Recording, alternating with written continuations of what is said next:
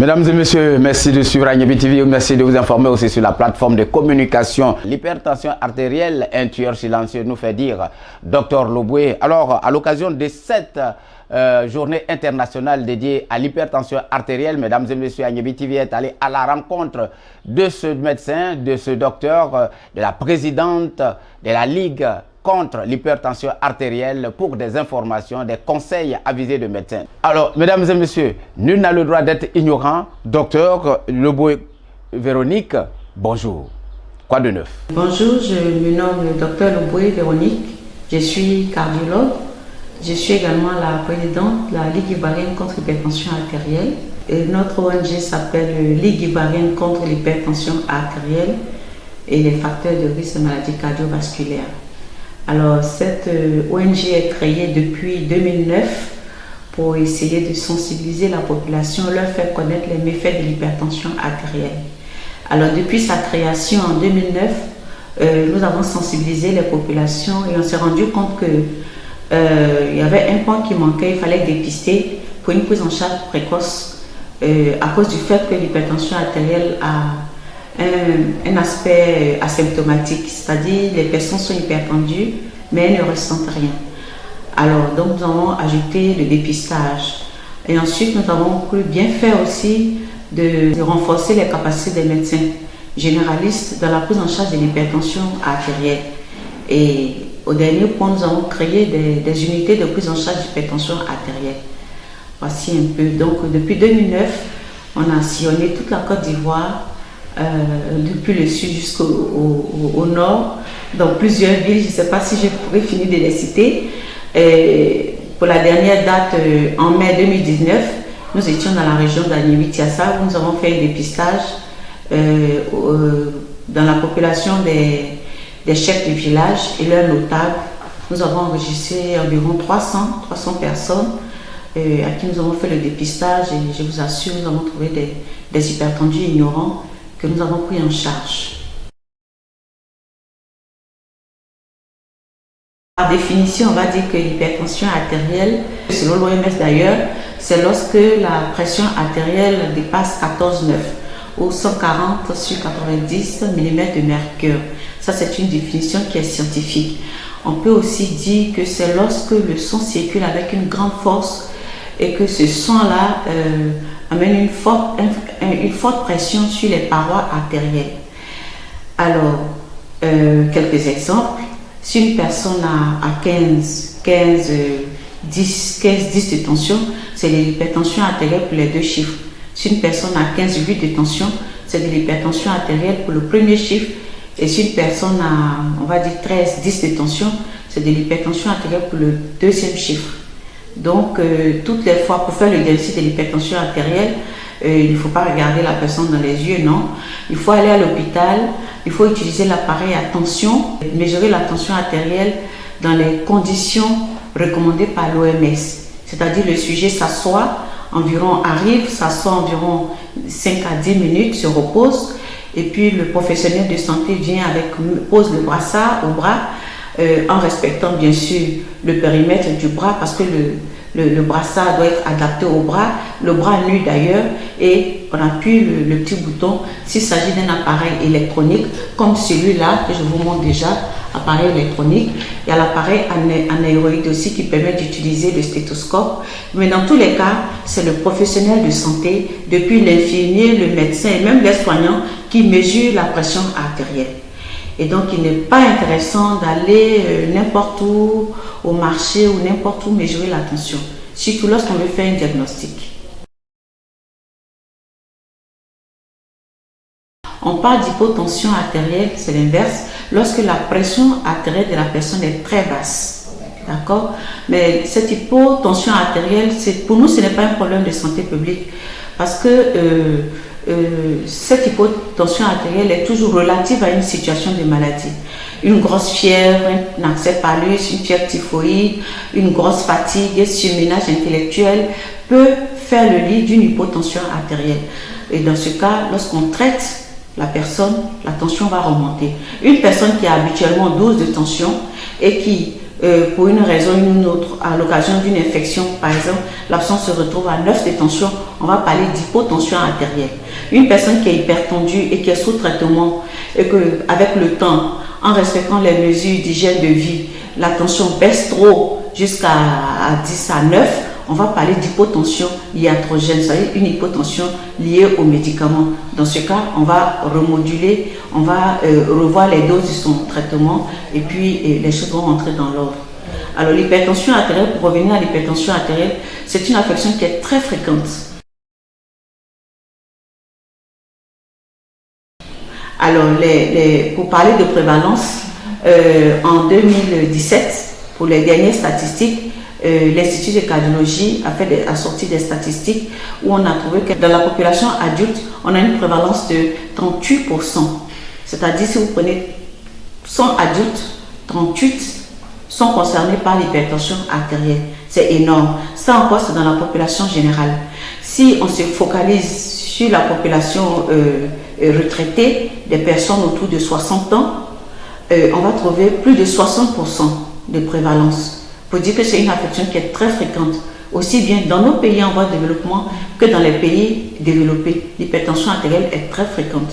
Et c'est pour ça, en plus, nous disons qu'elle est dangereuse. Elle est dangereuse à cause des complications auxquelles elle expose les populations qui négligent ou bien qui sont ignorantes. Donc, nous disons aux populations de connaître l'hypertension artérielle. C'est d'ailleurs pour cela qu'on a créé l'ONG, pour essayer de sensibiliser et parler de l'hypertension artérielle. Et puis, donc, quand nous sensibilisons, ce que nous attendons de la population, c'est que cette population, connaissant maintenant les méfaits de l'hypertension artérielle, puisse changer de comportement, changer de mode de vie.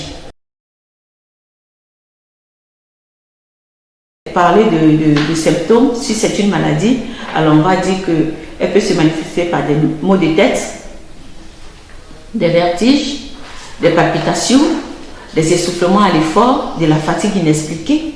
Ça, c'est quand on a de la chance, de temps en temps, qu'on peut ressentir ces symptômes. Dans la majorité des cas, l'hypertension artérielle n'a pas de symptômes. Elle est dite asymptomatique, c'est-à-dire on ne ressent rien du tout. La personne peut avoir 20 de tension et ne rien ressentir. Se lever, se laver, aller au travail, comme tout le monde. Mais c'est de façon brutale que la complication survient. Et donc, si nous disons que l'hypertension artérielle est une affection dangereuse, c'est à cause de sa chronicité et à cause des problèmes de complications auxquels elle expose les populations. Il s'agit de quoi pour parler de complications? Il s'agit de l'insuffisance cardiaque. Il s'agit des AVC, accidents vasculaires cérébraux, qui paralysent tout un côté d'une personne. L'insuffisance rénale aussi fait partie des complications de l'hypertension artérielle. La rétinopathie hypertensive, c'est-à-dire l'atteinte des yeux. Les artériopathies oblitérantes des membres inférieurs, c'est-à-dire le fait que les artères du pied sont bouchées et on oblige à aller amputer la personne, amputer le pied de la personne. C'est en rapport avec l'hypertension artérielle. Le fait de manger trop de sel, mettre trop de sel dans les aliments, va augmenter le liquide qui se trouve dans le corps et donc ça fait augmenter la pression artérielle. Le fait également de manger trop gras et trop sucré, ça fait prendre du poids et l'obésité même aussi est à l'origine de l'hypertension artérielle. Le fait d'être stressé en permanence, ça fait apparaître l'hypertension artérielle. Le tabagisme fait apparaître l'hypertension artérielle. L'alcoolisme chronique également fait apparaître l'hypertension artérielle. La sédentarité, c'est-à-dire le fait de ne pas faire du sport. Alors, ne pas faire du sport, ça veut dire qu'on se lève, on va au travail, on revient à la maison, on mange, on dort. C'est ce qu'on appelle la sédentarité. Donc, même des personnes qui ne sont pas à la retraite, qui ne pratiquent pas du sport, sont exposées à l'hypertension artérielle. Mais les symptômes les facteurs que je viens de citer sont des facteurs, on va dire, modifiables. Mais il y a des facteurs qui ne sont pas modifiables, comme le fait de l'hypertension artérielle familiale, le fait de naître dans une famille où les parents sont déjà hypertendus, ça expose à l'hypertension artérielle. Oui, on ne parle pas vraiment d'hérédité parce que ce n'est pas automatique. D'accord, c'est de la prédisposition. Parce que les enfants issus de cette famille, si ces enfants-là choisissent un mode de vie normal, un mode de vie sain, alors ces enfants vont éviter l'hypertension artérielle. Mais ceux qui vont dire, mes parents sont hypertendus, c'est leur affaire parce qu'ils ont vieilli et tout, qui vont manger, boire, ne pas faire attention, fumer et tout ça, eux vont développer plus rapidement l'hypertension artérielle. C'est pour cela qu'on parle de prédisposition. Et vous savez qu'on ne choisit pas les parents. L'autre facteur non modifiable, c'est le vieillissement.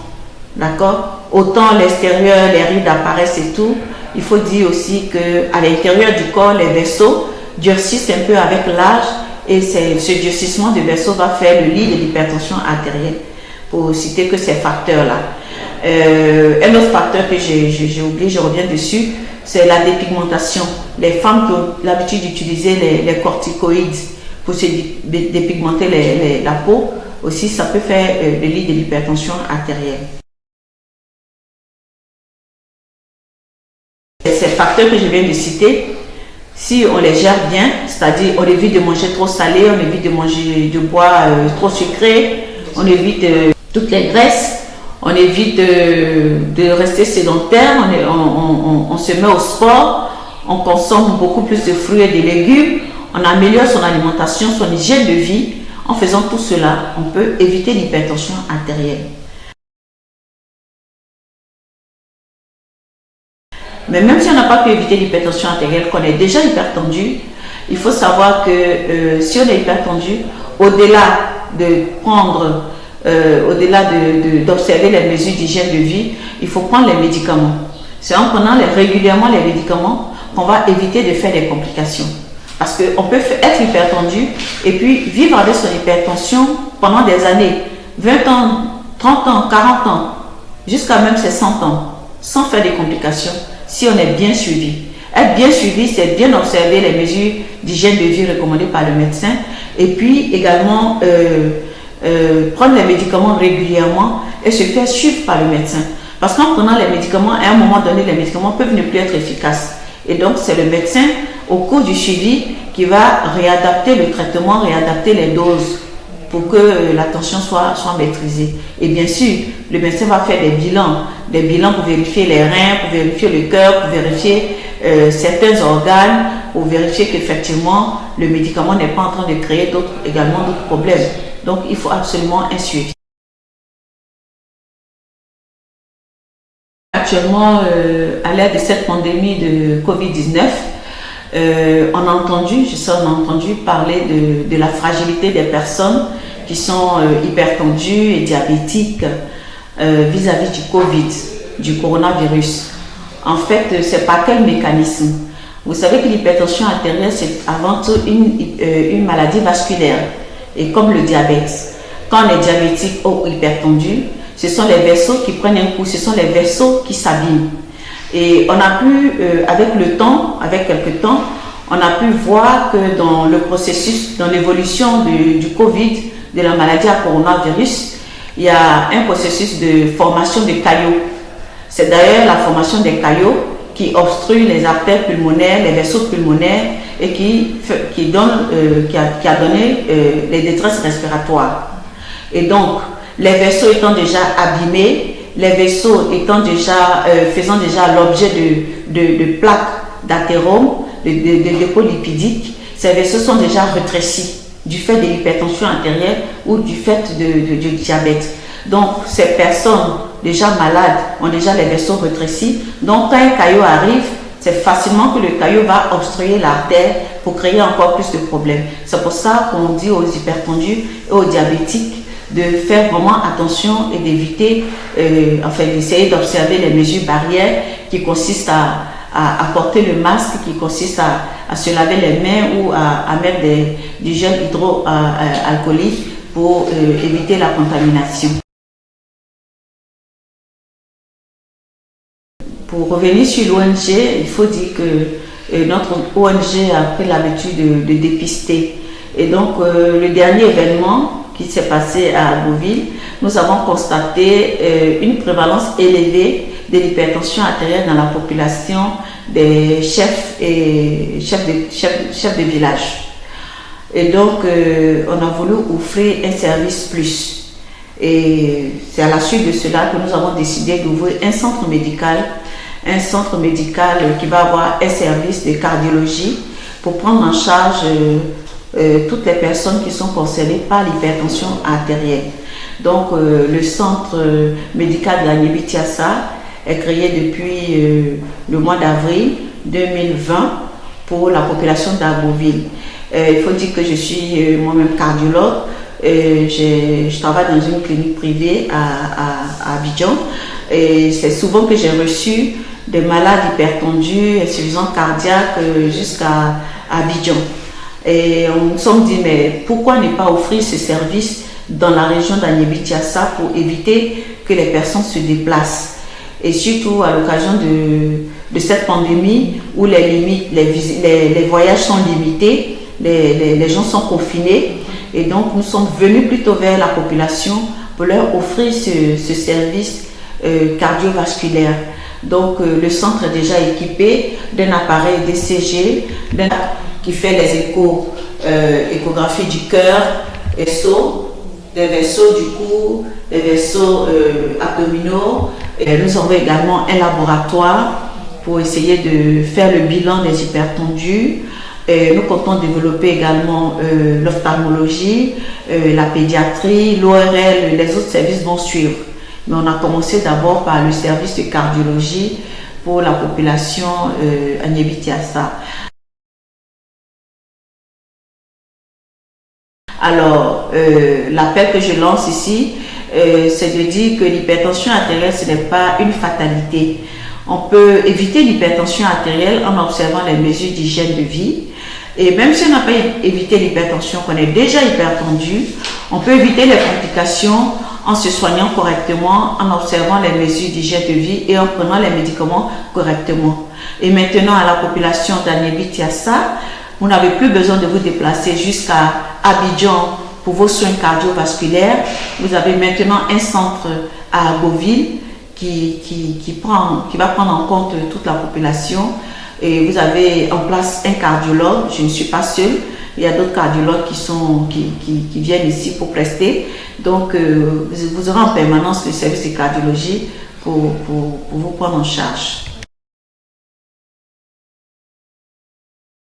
Depuis l'ouverture, comme je disais, depuis l'ouverture avril 2020, nous avons reçu plus d'une vingtaine de patients qui nous ont sollicités. Il faut dire que le centre est situé en face de la gendarmerie, au quartier résidentiel nord-sud, c'est ça, le quartier résidentiel sud.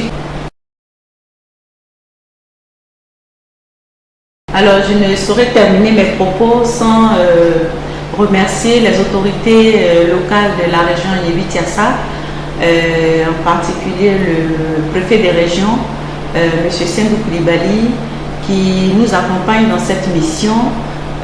Nous avons eu son accord, nous l'avons approché, il nous a vraiment encouragé dans la mise en place de ce centre de santé pour la population d'Aniébi-Tiassa. Nous n'allons pas oublier le président, notre cher président Demba Ougou-Pierre, le président du conseil régional de la Niébi-Tiassa, qui a fait beaucoup pour nous, qui nous a accompagnés, qui nous a soutenus, qui ne nous laisse pas. C'est un président vraiment formidable. En troisième position, nous ne pouvons pas oublier le maire, M. Incho Albert, qui également nous accompagne dans cette mission. Voilà un peu ce que j'aimerais dire. Il faut que la population d'Agboville et la population Niébi-Tiassa sachent qu'ils ont des hommes forts derrière eux, des hommes forts qui les aiment, des hommes forts qui travaillent pour leur bien-être. Voilà, mesdames et messieurs, un centre de santé pour tout savoir sur votre état de santé, disons l'état de santé de votre cœur, c'est désormais possible. Et ça se passe dans la Niébi-Tiassa. Ici à Agboville, ces médecins qui ont à charge l'état de santé de notre cœur se sont installés à Agboville, dans la capitale de la Niébi-Tiassa. Alors de Tabo, Sikinsi, partout, même à Abidjan, vous pouvez venir tout simplement ici à Agboville pour vous faire contrôler, pour vous faire consulter et vous faire suivre. C'est possible. Merci de suivre la Niébi TV. Merci de vous informer sur notre canal. Ça se passe dans la Niébi-Tiassa, à Agboville. Niébi TV.